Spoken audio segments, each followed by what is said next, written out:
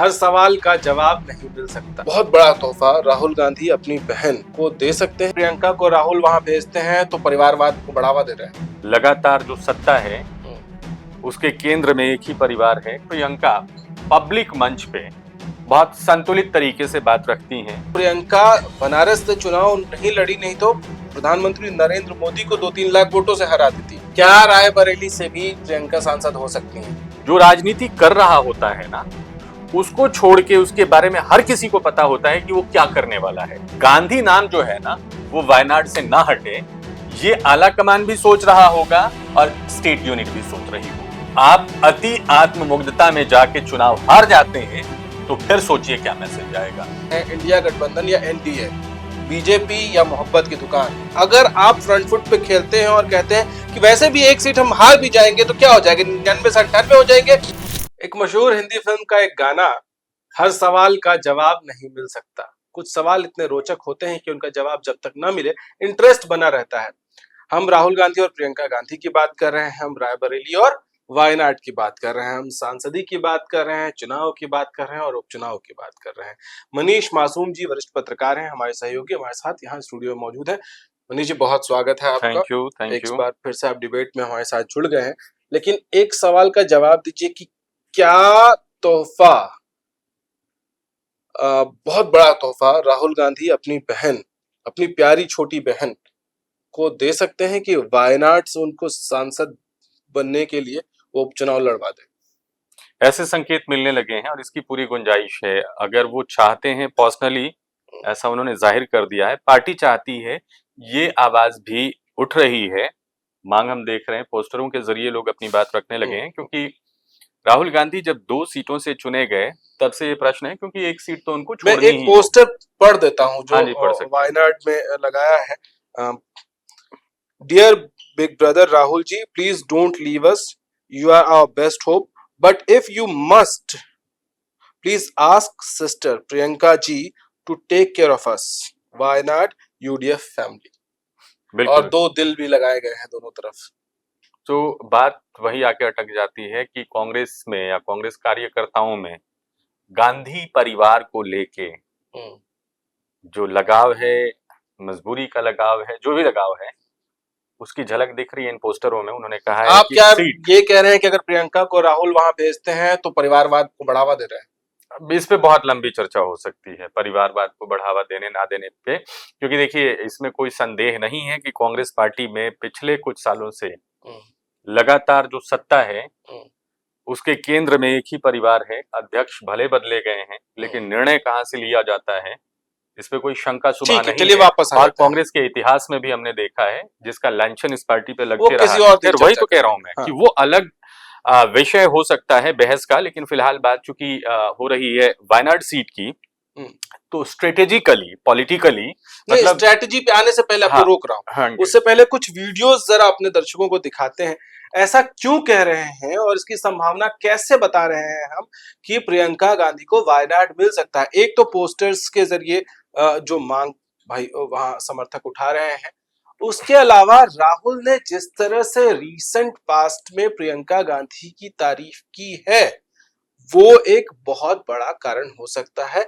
कि राहुल समझ रहे हैं कि प्रियंका इतनी परिपक्व हो गई हैं कि वो मैनेज कर सकती हैं। एक प्रेस कॉन्फ्रेंस हुई थी चुनाव जीतने के बाद, जब मोदी जी एक तरफ शपथ ग्रहण और इन सब की तैयारी कर रहे थे, राहुल गांधी और उनकी टीम कांग्रेस एक प्रेस कॉन्फ्रेंस कर रही थी। उस कॉन्फ्रेंस में एक छोटे से हिस्से में राहुल ने ये कहा कि इन सब में प्रियंका की भी बहुत बड़ी भूमिका है। सुनिए क्या कह रहे हैं। एक और बात यूपी के बारे में बोल देता हूं, इसमें मेरी बहन प्रियंका गांधी का भी काम है, जो यहां पीछे छुपी हुई है। सुन लिया, प्रियंका पीछे छिपी हुई हैं, लेकिन इनका बहुत बड़ा रोल है, तो वो तारीफ कर रहे हैं। हाँ, कई बार तारीफ कर चुके हैं। और प्रियंका के बारे में ये कहें कि अब राहुल को लगे कि वो परिपक्व हुई हैं, तो थोड़ा सा हम मतलब बात को हल्के में लेंगे, क्योंकि कांग्रेस पार्टी में, संगठन में प्रियंका गांधी बहुत सारी जिम्मेदारियां निभा चुकी हैं। उत्तर प्रदेश की कमान को संभाला महासचिव के तौर पे। इसके अलावा चुनाव प्रचार में उनकी मांग होती है कि वो अलग अलग इलाकों में जाएं और अपनी बात रखें। और कई दफे हमने देखा है कि जो कई दफे मतलब एक लेवल पे जाके कह रहा हूँ कि थोड़ी सी अपरिपक्वता या जुबान का दाएं बाएं होना, ये राहुल के भाषणों में हमने देखा है। लेकिन प्रियंका पब्लिक मंच पे बहुत संतुलित तरीके से बात रखती हैं, चेहरे की भाव भंगिमा अलग होती है। और क्योंकि वो गांधी परिवार से हैं, राहुल गांधी की बहन है, सोनिया गांधी की बेटी है, राजीव गांधी की बेटी हैं, तो केरल यूनिट भी चाहती है कि वहां पे गांधी परिवार का कोई रहे, क्योंकि राहुल गांधी के वायनाड से जीतने के बाद केरल में कांग्रेस की स्थिति क्या है, प्रदर्शन क्या है। पिछली बार भी जबरदस्त प्रदर्शन रहा था यूडीएफ का, इस बार भी यूडीएफ का इतना जबरदस्त प्रदर्शन है कि देख लीजिए 20 में से 18 सीटें उनके पास हैं, 14 तो खुद कांग्रेस के पास है। तो ये जो बना हुआ माहौल है, इसको ना तो कांग्रेस पार्टी बिगाड़ना चाहेगी, केंद्रीय जो निर्णायक मंडल हैं या फिर राज्य यूनिट के लोग हैं, वो भी नहीं चाहेंगे कि जो ये मोमेंटम बना हुआ है, ये विधानसभा चुनावों से पहले किसी भी हालत में उसमें नुकसान पहुंचे। नहीं, मैं जो ये कह रहा हूँ, हाँ जी, राहुल गांधी वाली बात मैंने जो कही, वो इसलिए भी कही मैंने क्योंकि राहुल गांधी ने बहुत खुलकर एक मंच पे कहा कि वो तो प्रियंका बनारस से चुनाव नहीं लड़ी, नहीं तो प्रधानमंत्री नरेंद्र मोदी को 2-3 लाख वोटों से हरा देती। और चुनाव लड़ाने की बात प्रियंका के लिए राहुल ने पब्लिकली कभी इससे पहले की नहीं थी। जी हाँ, तो अभी बातचीत के दरमियान मैंने ये कहा तो कि कई दफे वो तारीफ कर चुके हैं, और प्रधानमंत्री को हराती नहीं हराती ये अलग बात है, लेकिन पार्टी के हित के लिहाज से वायनाड सीट को छोड़ना पहली बात तो राहुल और कांग्रेस के लिए ठीक नहीं है। लेकिन अगर छोड़ते हैं तो कम से कम ये तो हम मान के चलते हैं कि सेंटिमेंट जो है वो डाइवर्ट नहीं होगा अगर प्रियंका गांधी वहां पे चली जाती हैं।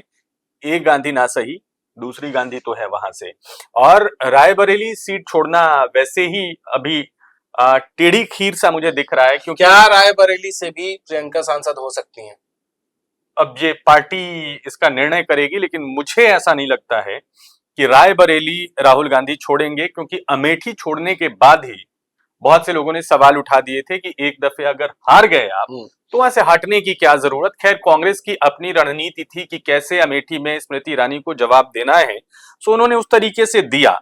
लेकिन एक तो अमेठी से वैसे ही किशोरी लाल शर्मा है अभी सांसद, और राहुल गांधी अगर रायबरेली छोड़ते हैं तो जो कुछ सीटें आई हैं यूपी में जो माहौल बना है, सीटों से ज्यादा जो माहौल बना है, हाँ, उस पे असर पड़ेगा। तो मेरा व्यक्तिगत तौर पे मानना है कि राहुल गांधी रायबरेली नहीं छोड़ेंगे। हालांकि वायनाड में उनका वो स्टेटमेंट भी सुना मैंने, बहुत चुटीले अंदाज में कहा कि राजनीति में जो राजनीति कर रहा होता है ना, उसको छोड़ के उसके बारे में हर किसी को पता होता है कि वो क्या करने वाला है।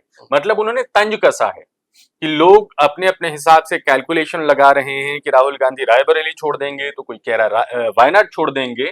तो इसी पे तंज कसते हुए उन्होंने ये बात कही है। लेकिन वहीं पे उसी मंच से उन्होंने एक और बात कही, लास्ट में उन्होंने कहा कि आप खुद क्यों नहीं सुन लेते हैं, सुन लीजिए। Now I have a dilemma in front of me. The question is, will I be member of parliament of Wayanad और will I be member of parliament of Raebareli? I will commit to you is that both Wayanad and Raebareli will be happy with my decision. आपने सुन लिया, वो कह रहे हैं कि मैं रायबरेली का सांसद रहूंगा या वायनाड का, जो भी फैसला लूंगा वो दोनों के हित में लूंगा। हाँ, तो दोनों के हित में लूंगा। मुझे तो साफ साफ यही दिख रहा है कि वहां के कार्यकर्ताओं की इच्छा पूर्ति होगी, जो पोस्टर पे वो दिखा रहे हैं। क्योंकि उन्हें भी देखिए, किसी भी पार्टी के कार्यकर्ता को अंदाजा तो हो ही जाता है कि यहाँ से पार्टी के लिहाज से क्या फायदेमंद रहने वाला है, सेंटिमेंट के अलावा जमीन पे जो कार्यकर्ता काम कर रहे हैं। तो केरला के वर्कर ये समझ रहे होंगे कि यहाँ पे कांग्रेस पार्टी की मजबूरी हो सकती है, ब्रॉडर हित की बात करें तो। अगर ऐसे में ये सीट खाली भी होती है तो देखिए वहां पे तो एक और बंदा है जो कि चुनाव लड़ सकता है। बगल की सीट से ही, त्रिशूर से, कांग्रेस के बड़े नेता मुरलीधरन चुनाव हारे हैं सुरेश गोपी से, तो वो भी जा सकते हैं। लेकिन इन सब के बनिस्बत ये ध्यान रखने की जरूरत है कि राहुल गांधी के जाने के बाद वहां यूडीएफ ने क्या जबरदस्त प्रदर्शन किया है, तो गांधी नाम जो है ना वो वायनाड से ना हटे, ये आला कमान भी सोच रहा होगा और स्टेट यूनिट भी सोच रही होगी। ठीक है, मुझे एक चीज का जवाब दीजिए, क्या इन नतीजों के बाद, जिस तरह के नतीजे आए हैं, खासतौर से यूपी का प्रदर्शन, क्या ये एक मौका नहीं हो सकता है कि रायबरेली की सीट राहुल छोड़ दें और कहें कि प्रियंका यहां से कंटेस्ट करेंगी, उपचुनाव में आइए एक बार फिर से आमने सामने देख लेते हैं, इंडिया गठबंधन या एनडीए, बीजेपी या मोहब्बत की दुकान? ये ज्यादा हो जाएगा। नहीं, नैरेटिव सेट करने के लिए फ्रंट फुट पे खेल सकते हैं आप। नैरेटिव अगर आप सेट कर रहे होते हैं ना, तो जरूरी नहीं है कि जो आप सोच रहे हैं वही जाके लोगों तक लगे। अब कहा तो ये भी जा रहा है कि भारतीय जनता पार्टी ने कहा 400 पार, अब की बार कहा था ना, उसका उल्टा असर हुआ। तो ठीक है, जो मिला है ना उसके हिसाब से रणनीति बने तो ज्यादा अच्छा है। अगर कई मतदाताओं के मन में आए कि भाई अब दूसरे के अहंकार की बात करते करते वो अहंकार जो है वो शिफ्ट हो रहा है, उसका कहीं उल्टा अर्थ पड़ गया तो दिक्कत हो सकती है। और मुझे लगता नहीं है कि कोई आइडियल स्थिति को छोड़ के खामखा का रिस्क लेना चाहेगा। अभी इतनी बड़ी नहीं, पार्टी, लेकिन इतना बड़ा रिस्क भी नहीं। देखिए, वैसे भी उनकी सरकार नहीं बन रही है, वैसे भी उनके पास बहुमत नहीं है। सिर्फ एक सीट पर दांव चल के आप आने वाले कई राज्यों के चुनावों को साध सकते हैं। अगर आप फ्रंट फुट पे खेलते हैं और कहते हैं कि वैसे भी एक सीट हम हार भी जाएंगे तो क्या हो जाएगा, 99 से 98 हो जाएंगे, लेकिन अगर वो दांव चल गया, बहुत बड़ा नैरेटिव सेट कर सकते हैं। यूपी में भी कुछ सालों के बाद चुनाव है, उससे पहले महाराष्ट्र में चुनाव है, हरियाणा में चुनाव है, बहुत बड़ा नैरेटिव सेट कर सकते हैं। फुटबॉल के मैदान में ज्यादा ड्रिबलिंग करते हुए जो बहुत स्मार्ट बनता है और अपने ही गोल पोस्ट के आसपास बहुत ज्यादा घूमने लगता है कि मुझे कुछ करिश्मा करना है, तो कई दफे जो पैर होता है वो पीछे को भी लगता है और गोल अपने ही गोल पोस्ट में बॉल जो होती है वो घुस जाती है, तो आत्मघाती गोल होते हैं। अब क्या लग रहा है कि जिन विपक्षियों के सामने वो खड़ा करेंगे प्रियंका गांधी को, वो आसानी से जाने देंगे मैदान को। उत्तर प्रदेश में भारतीय जनता पार्टी की सरकार है, हो सकता है हो गया अभी, और मैं अभी भी कह रहा हूं, एक नैरेटिव पे बात ये भी हो रही है कि ये कांग्रेस का बहुत बड़ा और सधा हुआ प्रदर्शन नहीं है, ये बीजेपी में कुछ कमियां ऐसी रही, कुछ बयान ऐसे रहे, कुछ दिखावा ऐसे रहा, जिसको कि चेताते हुए जनता ने ये वोट दिया है कि अब सुधर जाओ। मान लीजिए भारतीय जनता पार्टी की पूरी ताकत वहीं शिफ्ट हो जाए और भारतीय जनता पार्टी भी प्रतिष्ठा पे लेके चुनाव को लड़े रायबरेली में, स्मृति ईरानी चुनाव हारी है, क्या उनके साथ लोगों का सेंटिमेंट नहीं होगा? रायबरेली और अमेठी ज्यादा दूर की सीटें नहीं है, पास पास की सीटें हैं। वहां के लोग, वहां की भाषा, वहां का रहन सहन सब कुछ एक जैसा है। इनकेस आप अति आत्ममुग्धता में जाके चुनाव हार जाते हैं तो फिर सोचिए क्या मैसेज जाएगा।